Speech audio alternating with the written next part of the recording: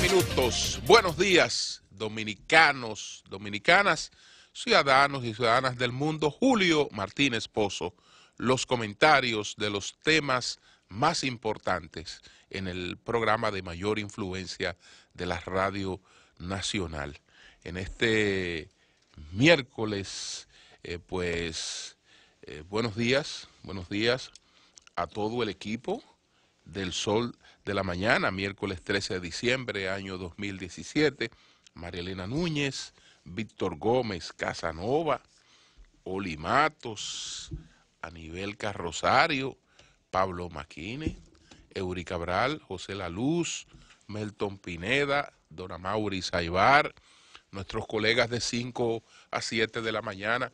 Buenos días, Humberto Paniagua, Andrés Martínez, Yuri Rodríguez, Luis Ramírez, Daris Terrero, Joselito Félix.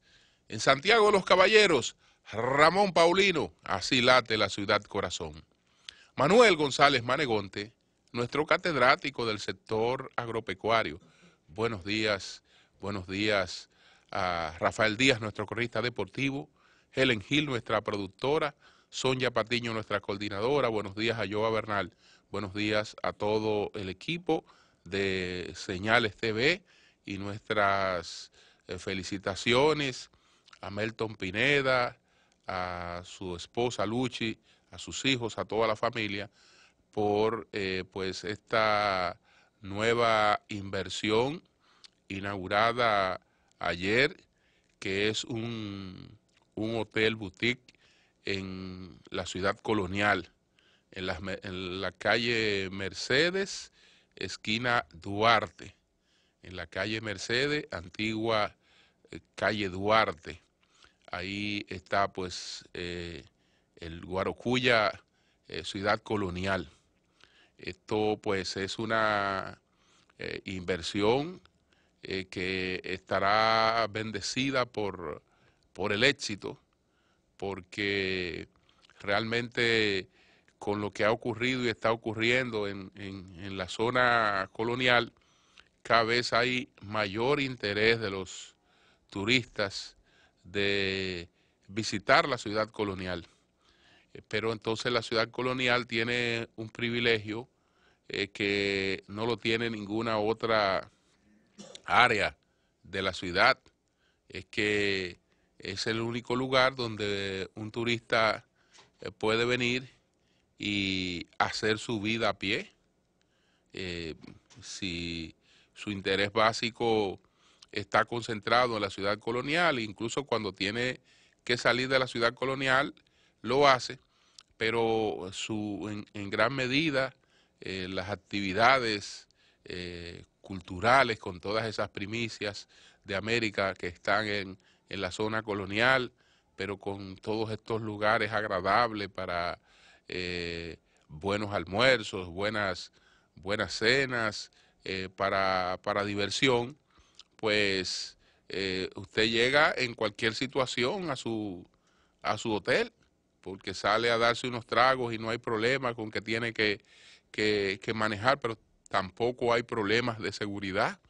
Entonces, por eso este tipo de inversiones allí en la zona, en la ciudad colonial, pues si se trabajan bien, pues tienen la garantía del éxito, y esta es una familia de trabajo, y ya pues con toda la experiencia que han tenido con el Hotel Guarocuya en Barahona, ahora pues también este nuevo hotel. Esta actividad ayer estuvo pues encabezada por el ministro de Turismo, el licenciado Francisco Javier García, que hizo una exposición muy interesante sobre lo que está pasando con el desarrollo del turismo en la República Dominicana y cómo cada vez una mayor cantidad de familias dominicanas pues están viviendo del turismo, y familias que estaban dedicadas a otras actividades económicas también se han ido volcando hacia el turismo, porque es uno de los principales enclaves de desarrollo de la sociedad dominicana. Entonces, éxito, que lo tendrán, y también nuestras felicitaciones a las personas que a partir de ayer tienen, o desde que ya se formalizó este hotel, tienen una fuente de empleo, que también es una cosa sumamente necesaria. Los negocios, la ventaja que tienen los negocios, que tienen las inversiones, es que no son actividades propias de los dueños, sino que aportan riquezas a la sociedad, y parte de esa riqueza es la oportunidad que tiene la gente de tener un empleo decente, un empleo que le garantiza buenos ingresos, y entonces esa es otra brecha que se abre en ese sentido. Nos agradó mucho pues estar allá anoche y compartir con tantos amigos con los que tuvimos la oportunidad ahí de pasar muy buen momento anoche. El sol de la mañana, el sol de la mañana. Bueno, a propósito de algunas afirmaciones que hiciéramos en el día de ayer sobre los orígenes del cristianismo, a propósito de un tema que trataba Eury Cabral, pues Joel Montero publicó ayer en su Twitter, dándome mención, lo siguiente. Él dice lo siguiente, @Martínez Pozo: amado, lo escuché decir que la religión cristiana es el resultado de los deseos del emperador Constantino. Realmente eso no es cierto. Constantino se montó en una ola que era ya una realidad él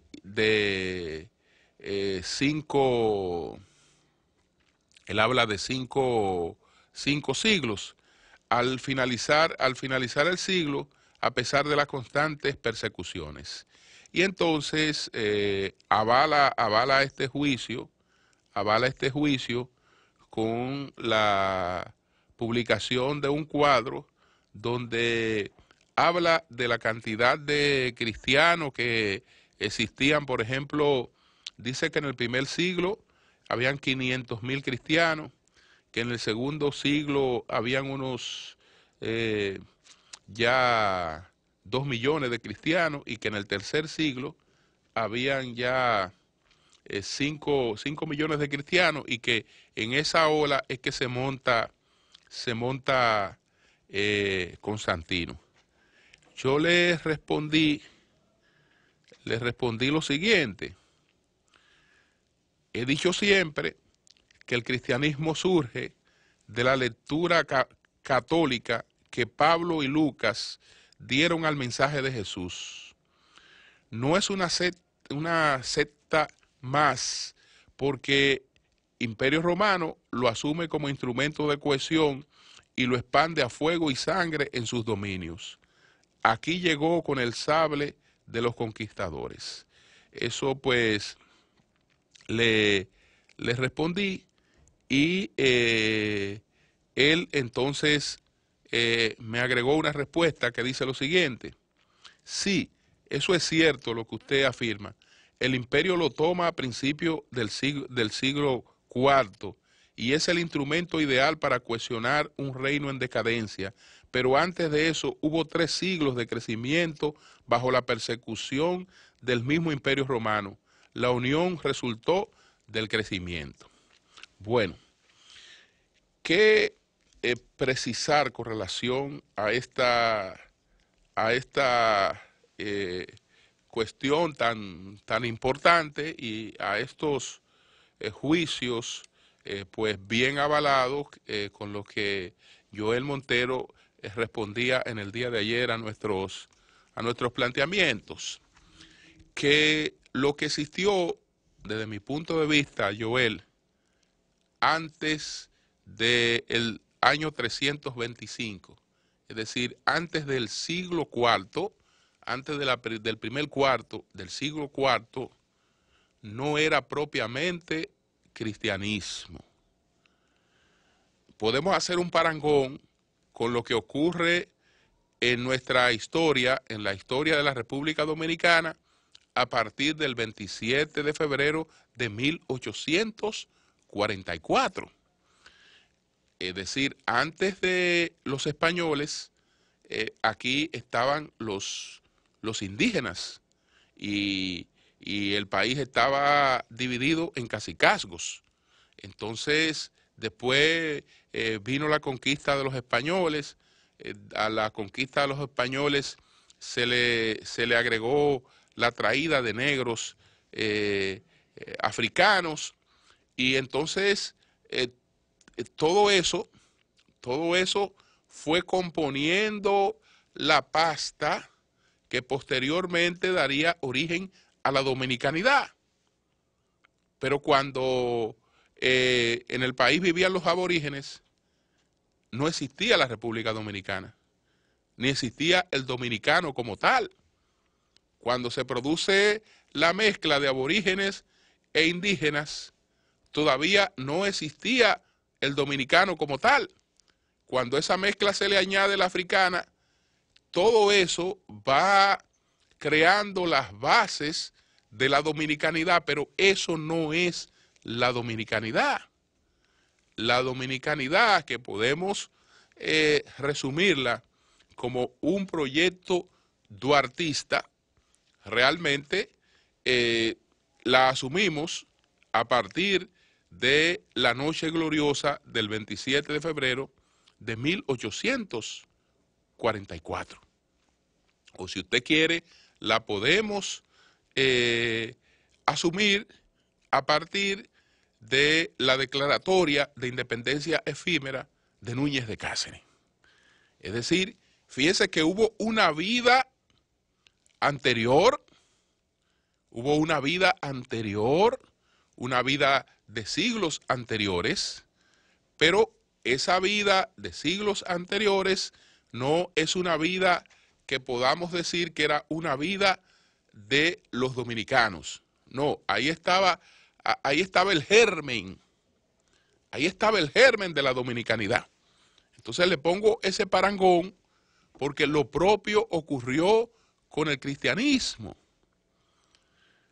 Lo que había después de la muerte de Jesús y lo que hubo hasta el concilio de Nicea no era propiamente el cristianismo, aunque sí tenemos que reconocer que ahí están las bases, ahí están las simientes, ahí están los distintos elementos que después van a componer el cristianismo. Pero, ¿por qué razón no hubo cristianismo? Ni incluso no podía haber cristianismo en la etapa posterior a la muerte de Jesús. Las dos razones se las puedo explicar con referencias históricas seculares, pero prefiero hacerla con explicaciones bíblicas, respetando siempre como es respetado la Biblia, aunque yo difiera de algunas cosas que a mí me parecen manipuladas en las intervenciones que tuvieron hombres en este texto, porque yo no creo que todo lo que está allí es inspiración divina. En toda la realización humana están los prejuicios y los intereses de los hombres. Y la Biblia no escapó a eso, ni ha escapado a eso. Pero le voy a poner dos, y ese es mi criterio, desde luego. Respeto mucho a lo que piensan otra cosa. Pero le voy a poner dos ejemplos de que lo que existía antes no era el cristianismo. Uno de esos de esos ejemplos podemos tenerlos citando pues lo que está planteado en el libro en Hechos 24:15. Vamos a ver si aquí lo podemos encontrar. Ok. Vamos a ver, decíamos que Hechos, en Hechos 24:5. ¿Qué dice Hechos 24:5? Para que veamos cuál era el nombre que tenían los cristianos en la propia Biblia. Porque hemos hallado que este hombre es pestilencial. Fíjense, y ustedes saben a qué hombre que se está refiriendo aquí. Hechos, pues, en el versículo, en el capítulo 24, versículo 5, se está refiriendo nada más y nada menos que a Jesús. Naturalmente, ahí usted tiene, como yo le decía, la influencia judía. Por eso que no podemos hablar de que todo lo que está ahí es sagrado, no. Ahí hay mucha intervención de los hombres y sus intereses, porque ¿cómo es posible que en una referencia a Jesús se hable de una persona pestilencial? Mire, ese término todavía al que le envían ese insulto tiene que pelear. Pero usted es una persona pestilencial. Pestilencia. Hechos 24:5. Porque hemos hallado que este hombre es pestilencial y levantador de sediciones a todos los judíos por todo el mundo, y príncipe de la sediciosa secta de los nazarenos. Así era que se llamaban a los cristianos, los nazarenos. E incluso el primer grupo que empieza a reunirse a partir de la muerte de Jesús, que posteriormente se le llamarían los nazarenos, era el grupo de los pilares. Y esta gente no tenía ni la menor idea de que trabajaba hacia el futuro, y no tenía la menor idea de lo que estaba sembrando, porque su visión era escatológica. ¿Qué quiere decir que la visión era escatológica? Es decir, ellos no trabajaban más allá de su propia salvación y de su propia existencia. Ellos no estaban sembrando para algo que perduraría por los siglos de los siglos y se convertiría en lo que fue el cristianismo. Entonces, porque ellos entendían que la próxima venida de Jesús y hasta el fin del mundo se iba a producir en su generación, mientras ellos estuvieran vivos. Pero eso sale también de la propia Biblia. ¿Por qué? Miren bajo qué criterios ellos actuaban. Ellos actuaban bajo el criterio de algo que les había dicho Jesús, que recoge Mateo en 16:28. Estamos hablando del capítulo 28, Mateo, del capítulo 16, versículo 28. Ahí está la visión escatológica de los nazarenos. No de cristianos, de los nazarenos. La visión escatológica, ahí está el fundamento de esa visión escatológica. Esa visión escatológica está fundamentada en la expresión que cito de Mateo a continuación. En verdad os digo que hay algunos de los que están aquí que no probarán la muerte hasta que vea al Hijo del Hombre venir en su reino. Es decir, que la gente que convivió con Jesús estaba impregnada del criterio de que algunos de ellos alcanzarían a ver de nuevo su segunda venida, porque no probarían la muerte hasta que eso ocurriera. Es decir, ellos no tenían, ellos no se imaginaban nunca que estaban forjando algo que tendría esta trascendencia, sino que era algo que se agotaba con su propia existencia. Y entonces, así fueron ocurriendo las cosas. Es cierto que en principio los seguidores de Jesús padecieron la persecución del Imperio Romano, pero esa persecución no estaba dirigida a ellos, estaba dirigida a todas las sectas. ¿Por qué? Porque el Imperio Romano sabía que para tú mantener cohesionada pues un imperio, tú necesitas cosas que le sean comunes a todos. Entonces, si yo tengo un imperio dividido en 80,000 creencias, yo no tengo un instrumento de cohesión. Entonces, ¿qué intentaba el Imperio Romano en principio? Hasta que eso le fue imposible.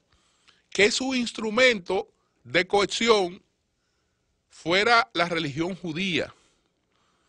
Pero la religión judía no se adaptó a lo que quería el Imperio Romano. No era adaptable a lo que el Imperio Romano procuraba. Al no ser adaptable, el imperio entonces, entre las sectas que habían tenido mayor incidencia, escoge una, la oficializa y le atribuye todo lo que era, digamos, importante en todas las otras creencias, se lo atribuye a esa. Se lo atribuye a esa sin ningún problema. En principio, cuando empezamos algunos debates, y yo estoy hablando hace 15, 20 años, que planteaba, por ejemplo, que las Navidades no tenían que ver nada con Jesús, eso en principio se asumía como una herejía. Hoy la propia iglesia admite que eso no tiene que ver nada con Jesús, pero absolutamente nada con Jesús. No es verdad que nació el 25 de diciembre, ni nada. No, no, no. Eso fue un invento. ¿Por qué? Porque ese día se celebraba el Día del Sol Invictus y era una celebración pagana sumamente popular. Y a partir de que el imperio asume el cristianismo, dice no. Esta es la fecha más popular que hay. Ah, perfecto. En esa fecha entonces nació Jesús. Y el que me esté celebrando otra cosa ese día, me le vuela la cabeza. ¿Qué es lo que usted está celebrando ahí? Usted le está, es otro culto. Que usted, no, me le vuela la cabeza. Ese día el nacimiento de Jesús. Eso es una imposición imperial. Eso no tiene que ver nada con evangelio ni con nada. Y así se impusieron muchas cosas. Entonces, en principio nunca he dicho que Constantino creó el cristianismo. Lo que yo más he repetido en mi vida al tratar estos temas es que el cristianismo es producto de la lectura católica que Pablo de Tarso, que Saulo de Tarso y Lucas le dan al mensaje de Jesús. Pero ni Saulo ni Lucas alcanzaban todavía sin la imprenta la posibilidad de tener una influencia universal, aunque ellos sí le dieron una lectura universal al mensaje de Jesús. No, lo que le da el carácter universal al cristianismo es la asunción de oficialidad que le da el imperio. Y al darle esa asunción de oficialidad, lo impone a fuego y sangre. Eso no quiere decir que lo que se produjera después no fuera una cuestión de fe y que lo que surgiera ahí no estuviera involucrando a miles de millones de personas que durante siglos han profesado su fe con la mayor ética y realmente y credibilidad. No, porque a veces no es cómo surjan las cosas, es cómo evolucionen las cosas. Pero eso, ahí no hay inventos, ahí no hay inventos. Me ocurre que hay, por ejemplo, planteamientos que yo ya no los rebato, pero tampoco los asumo. Porque el cristianismo tendrá que entender alguna vez a reconocer todos sus errores. Entre sus errores tiene que reconocer, entre sus errores, la forma en la que siempre ha querido irrespetar la tradición judía y las historias de irrespeto que ha creado sobre la tradición judía. Esa cuestión de que un día Jesús se apareció en el templo y se encontró unos mercaderes y sacó un fuete y empezó a dar fuetazos, eso es un disparate, pero un disparate mayúsculo, mayúsculo. ¿Por qué? Porque eso que dice que apareció un día en el primer templo siempre estuvo ahí. Y en el segundo templo siempre estuvo ahí. Y cuando Jesús nació, esa era una tradición milenaria. Y cuando empezó a ir al templo pequeño, eso estaba ahí. Cuando empezó a ir adolescente, eso estaba ahí. En la época en la que se desapareció y nadie supo de él, eso estaba ahí. Eso no fue que un día empezó y se encontró allí con 2 o 3 casetas, no. ¿Por qué eso estaba en el primer templo? ¿Y por qué eso estaba en el segundo templo? Sencillamente porque también, como hemos explicado varias veces, el templo judío es un espacio de compartimentos, no es un salón abierto donde todos vamos a una asamblea y estamos frente a un altar, que es el templo que hemos conocido nosotros. No, el templo judío no era eso. El templo judío tenía una galería exterior que ahí estaban los no judíos, los judíos que todavía no podían estar en la segunda parte del templo. Entonces ahí estaban todos. Tenía otro espacio donde estaban los judíos y hay un espacio donde solamente podía entrar el sumo sacerdote. Entonces, en el primer templo había la tradición de que las personas iban a hacer sacrificios, iban a hacer sacrificios en el altar. Luego el judaísmo sustituyó eso. Y el sacrificio que se hace es el del chivo expiatorio. Pero antes de eso, pues el que quería ser redimido de los pecados, y estoy hablando del primer templo, escogía una de sus ovejas, escogía uno de los animales que criaba y lo llevaba para presentárselo a Jehová en sacrificio. Y lo llevaba al templo. ¿Qué ocurre? Que ese animal no podía ser cualquiera, tenía que estar en buenas condiciones. Entonces, para garantizar que estuviera en buenas condiciones, usted podía ir al templo y lo intercambiaba. Lo intercambiaba por animales que estuvieran en condiciones de ser sacrificados, de ser ofrendados. Pero eso existió siempre ahí. Como siempre existió los que tenían las monedas del templo para evitar que se rindiera culto a hombre.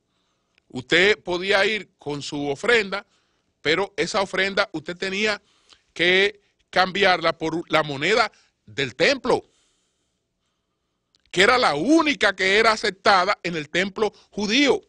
Pero eso no apareció de la noche a la mañana, repito, siempre estuvo con los 18 sumos sacerdotes del primer templo y con las decenas de sumos sacerdotes que hubo en el segundo templo también, hasta los años 70.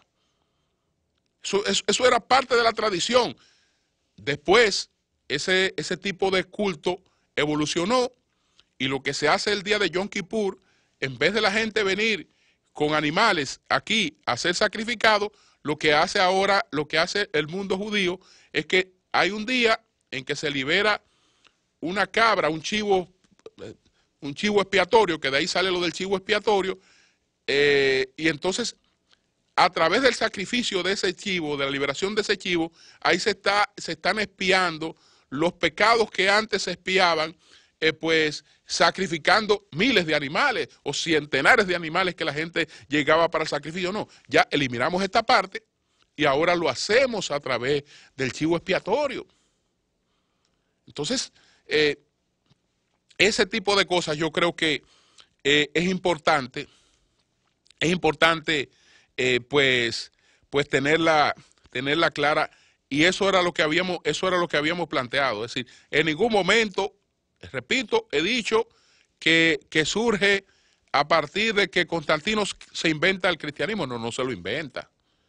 Ahora que le dan forma, que el imperio crea algo a su imagen y semejanza. Pues ven acá, ¿y estos judíos que no le rinden culto a los hombres? ¿Y cómo va a ser que la religión oficial del imperio algo donde el emperador no es lo primero? O por lo menos lo segundo. Que pongan a Yahvé, pero que pongan al emperador. No. Los judíos, nada de eso. No. Pues entonces vamos a crear algo distinto. Vamos a crear algo distinto y que ellos se queden aislados. Así surge y impusieron en el concilio de Nicea lo que ellos quisieron. Los evangelios que tenían algún cuestionamiento y que no eran de su interés, lo eliminaron. Hicieron lo que ellos le vino en gana y impusieron lo que después escogería otra característica. Pero así surgieron las cosas.